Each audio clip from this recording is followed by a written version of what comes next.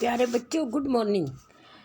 आज मैं आपको पत्र लेखन प्रारूप के बारे में समझाने जा रही हूँ। आप बड़े ध्यान से सुनेंगे इस चैप्टर को। आज के वैज्ञानिक युग में चाहे दूरभाष, वायरलेस, SMS, MMS, ईमेल आदि के प्रयोग से दूर स्थित सगे संबंधियों, सरकारी, गैर सरकारी संस्थानों तथा व्यापारिक प्रतिष्ठानों से पल भर में बात की जा सकती है, फिर भी पत्र लेखन का अभी भी हमारे जीवन में महत्वपूर्ण स्थान है। पत्र लेखन विचारों के आपसी आदान प्रदान का सशक्त, सुगम और सस्ता साधन है। पत्र लेखन केवल विचारों का आदान प्रदान ही नहीं, बल्कि इससे पत्र लेखन के व्यक्तित्व, दृष्टिकोण, चरित्र, संस्कार, मानसिक स्थिति आदि का ज्ञान हो जाता है। पत्र लिखते समय अनेक सावधानियां अवश्य ध्यान में रखनी चाहिए, जिनमें से कुछ प्रमुख है। सरल और स्पष्ट भाषा का प्रयोग, स्नेह, शिष्टता और भद्रता का निर्वाह, पत्र प्राप्त करने वाले का पद, योग्यता, संबंध, सामर्थ्य, स्तर, आयु आदि, अनावश्यक विस्तार से बचाव, विषय वस्तु की पूर्णता, कड़वे, अशिष्ट और अनर्गल भावों तथा शब्दों का निषेध, यानी गलत शब्द नहीं लिखना चाहिए। अब पत्रों के भेद। प्रमुख रूप से पत्रों को दो प्रकार का माना जाता है, जिसके आगे अनेक भेद विभेद हो सकते हैं। वे हैं औपचारिक पत्र, अनौपचारिक पत्र। अब औपचारिक पत्र किसे कहते हैं? जिसमें औपचारिकता रहती है, यानी जिसमें अपने रिश्ते नातों की कोई गुंजाइश नहीं रहती, वो सरकारी पत्रों के अंतर्गत आते। देखिए, जिन लोगों के साथ औपचारिक संबंध होते हैं उन्हें औपचारिक पत्र लिखे जाते हैं। इन पत्रों में व्यक्तिगत और आत्मीय विचार प्रकट नहीं किए जाते। इसमें अपनेपन का भाव पूरी तरह गायब रहता है। इसमें अपने विचारों को भली भांति सोच विचार कर प्रकट किया जाता है।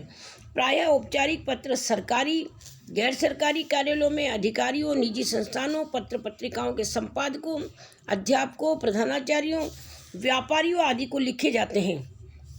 औपचारिक पत्रों की रूपरेखा प्रायः निम्नलिखित आधारों पर निर्धारित की जाती है।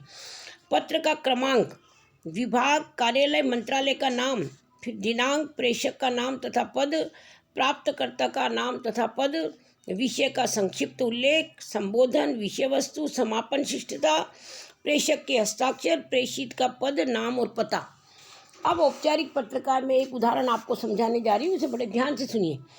औपचारिक पत्र का प्रारूप। भारत सरकार के गृह मंत्रालय के सचिव की ओर से मुख्य सचिव पंजाब राज्य को एक सरकारी पत्र लिखें, जिसमें राज्य में कानून और व्यवस्था की बिगड़ती हुई स्थिति पर चिंता व्यक्त की गई हो।